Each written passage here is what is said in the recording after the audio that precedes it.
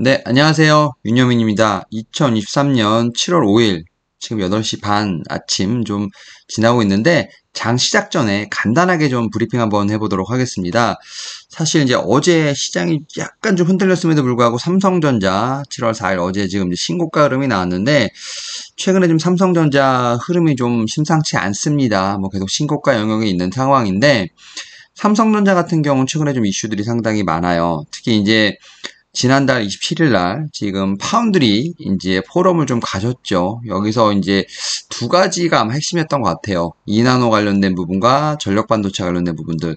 이런 부분들은 뭐 당장 어떻게 좀 한다기보다는 좀 청사진은 좀 내놓은 상황이라 볼 수 있을 것 같은데, 일단 뭐 TSMC 같은 경우는 작년에 이나노 양산 계획을 좀 지금 밝혔고, 인텔 같은 경우도 지금 뭐 1.8나노까지 얘기가 나오죠. 근데 뭐 인텔 같은 경우는 뭐 계획이라고 생각을 하고 있고, 그런 측면에서 삼성전자도 얘 뒤지지 않기 위해서 좀 어떻게 보면은 청사진을 밝히지 않았나라고 좀 생각이 들고 있고요.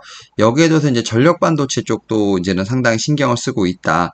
결국 이런 측면에서 보게 된다고 하면 뭐 전통적인 뭐 D램, 낸드의 업황도 상당히 중요하지만 그런 어떤 업황에 대한 반등뿐만 아니라 새로운 지금 제가 볼 때 삼성전자는 먹거리를 찾고 있고, 거기서 이제 하나가 이제 뭐 파운드리 쪽, 그다음 뭐 이제 HBM을 좀 필두로 한 AI 반도체 쪽이 아닌가라는 생각을 합니다. 이런 측면에서 어쨌든 신사업에 대한 부분들, 여기에 더해서 이제 파운드리 쪽에 대한 부분도 좀 발표를 했다 볼 수 있을 것 같고, 그러한 측면에서 이제 뭐 이번 주에 좀 인사 단행도 좀 있었던 것 같아요. 그래서 통신 장비부터 시작해서 여러 가지 HBM 관련된 쪽에서 부서 간에 좀 어떻게 보면 인사 이동을 좀 했고 인사 단행을 했다는 점, 그런 점에서 봤을 때 확실히 좀 의지가 보인다라고 좀 말씀드릴 수 있을 것 같고요. 여기에 더해서 또 뉴스가 나온 것 중에 하나가 엔비디아가 지금 GPU가 상당히 비싸죠. 뭐 한 6, 7천 불까지도 한다고 알려져 있는 상황인데, 어, 그런 지금 이제 GPU 물량 자체가 품귀 현상이라고 합니다. AI 반도체를 좀 기반으로 해서 데이터 센터를 지금 이제 지으려고 하는 빅테크들의 수요가 많다 보니까 지금 패키징을 하고 있는 뭐 TSMC가 뭐 대부분을 좀 수주하고 있습니다만, 뭐 TSMC 물량만으로 좀 충분하지 않다.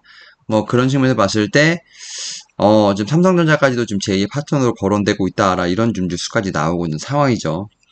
뭐 그런 측면에서 지금 이제 상당히 뭐 주가 흐름 좋다라고 말씀드릴 수 있을 것 같고, 여기에 더해서 지금 이제 전통적인 D램 쪽에 어떤 반등까지도 나온다는 어떤 그런 리포트가 나왔습니다. 특히 6월 19일 날 삼성증권에서 좀 리포트가 나왔는데, 결국 DDR4, DDR5로 좀 전통적인 어떤 그런 DDR 관련된 쪽에서 좀 바톤이 좀 이어지다 보니까 그런 측면에서 지금 업황도 빠르게 반등하지 않을까. 뭐 그런 측면에서 지금 현재 나오는 컨센서스, 지금 이제 실적 발표가 좀 기다리고 있죠. 삼성전자 같은 경우 이번 주 금요일인데 지금 2분기 실적 컨센서스가 좀 올라가고 있어요. 뭐 적자였다가 뭐 2천억대에서 4천억대로 올라가고 있는 상황이기 때문에, 그러한 측면에서 보게 된다고 하면 삼성전자의 흐름을 좀 상당히 좀 지켜봐야 되는 좀 그러한, 제가 볼 때는 이슈가 있다라고 좀 말씀을 드릴 수 있을 것 같고, 사실은 반도체 어떻게 보면은 상당히 강한 한 축이라 볼 수 있을 것 같고, 나머지 한 축이 바로 이제 죄송합니다. 2차전지 쪽이 아닐까 생각합니다. 특히 이제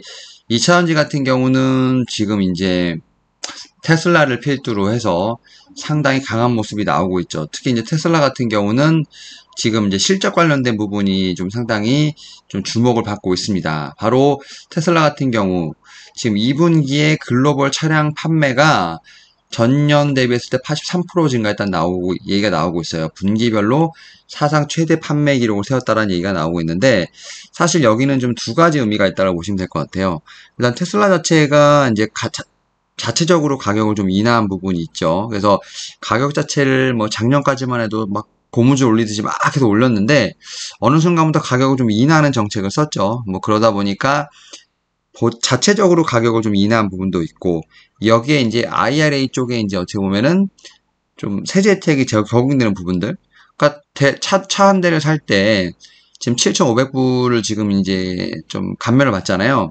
근데 미국 같은 경우 뭐 주정부, 지방정부도 있기 때문에 뭐 워싱턴 DC라든지 이제 우리가 흔히 말하는 캘리포니아에 사게 된다고 하면, 특히 이제 뭐 모델 Y를 산다고 하면 주정부에서 7,500불, 그 다음 지방정부 7,500불. 그래서 총 15,000불 정도 지금 이제 세제택을 받은 상황에서 자체적으로 테슬라가 가격을 내렸기 때문에 이에 대한 제가 볼 때는 가격 할인까지. 그러니까 이제 두 가지죠.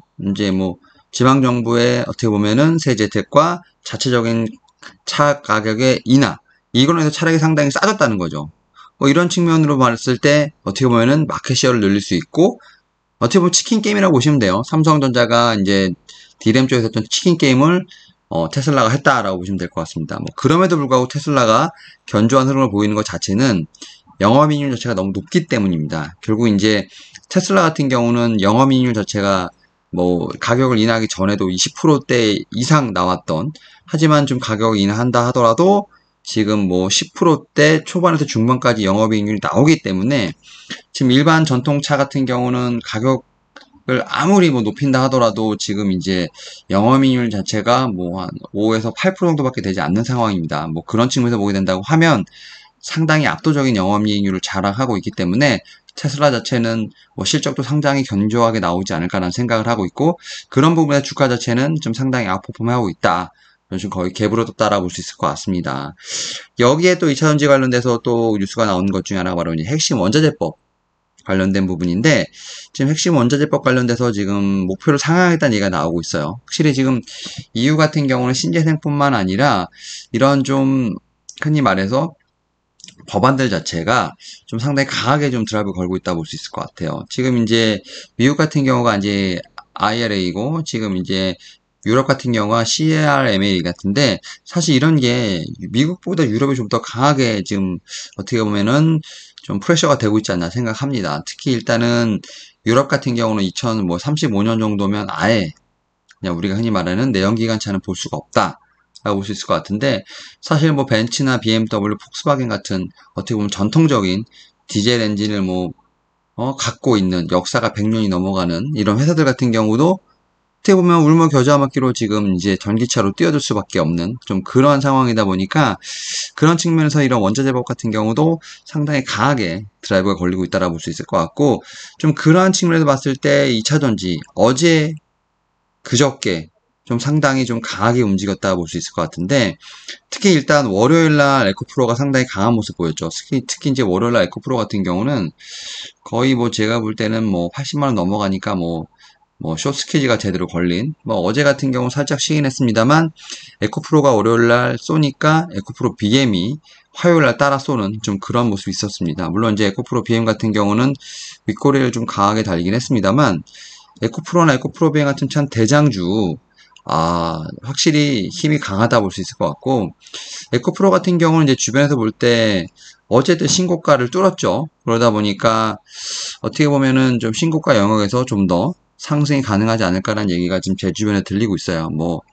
100만원 이상은 좀 본다라는 좀 사람들이 있는데, 일단 에코프로 같은 경우는 이제 좀 기존 보유자 영역이라고 생각합니다. 이제 단기 트레이딩을 잘 하시는 분들 같은 경우는 충분히 좀 이렇게 손끝이 짜릿짜릿한 매매를 할 수 있겠습니다만, 제가 볼 때 에코프로를 지금 산다는 것 자체는 좀 밸류에이션 부담이 있지 않을까 생각을 하고 있고, 다만 에코프로 BM 같은 경우는 제가 볼 때는 에코프로보다는 아직은 전고점을 못 넘어가고 있는 상황, 여기서 지금 공매도 간에 좀 치열한 싸움이 있는 상황인데, 그래도 둘 중에 하나를 하자면 에코프로 BM이 좀 낫지 않을까, 사실 그런 생각이 들고 있고, 어쨌든 이 두 회사가 지금 월요일 화요일 나란히 좀 하드캐리를 했죠.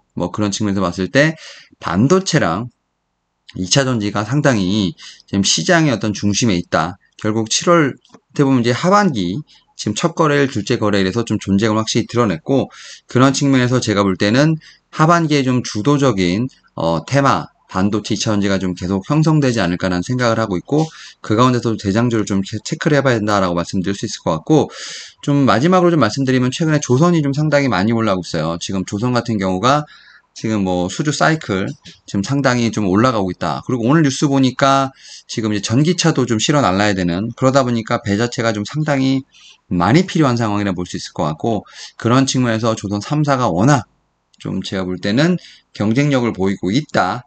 거기다가 이제 LNG 쪽 같은 경우는 이제 수주된 부분들이 이제는 조금씩 이제 매출로 변환되는 좀 그러한 시점에 좀 오다 보니까 삼성중공업 같은 경우가 좀 대표적인 예죠. 삼성중공업 같은 경우는 상당히 오랫동안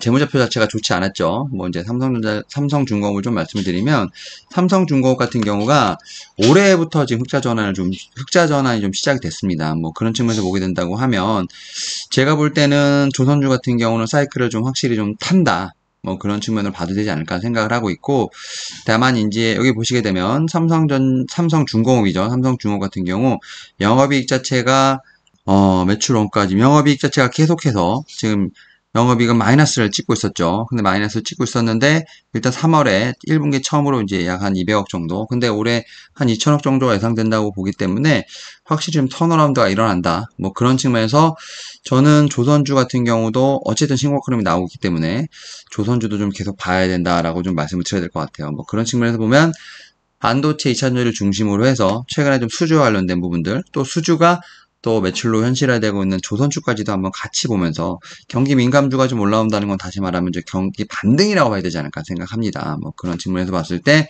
일단 이 세 섹터에 대한 주목도 필요하지 않을까 생각하고, 뭐 반도체 쪽에는 삼성전자, 그 다음에 2차전지에서는 뭐 에코프로 BM, 그다음 뭐 이제 조선 쪽에서 보게 되면 지금 최근에 좀 가장 핫한 뭐 삼성중공업을 좀 중심으로 해서 기준으로 놓고 한번 섹터에 대한 어떤 움직임 필요하지 않을까 좀 체크해 보면서 오늘장 한번 시작해 보도록 하겠습니다. 성투하시고요. 다음 주에 한번 또 어떻게 보면 최근에 좀 시장의 중심 있는 섹터로 다시 한번 뵙도록 하겠습니다. 감사합니다.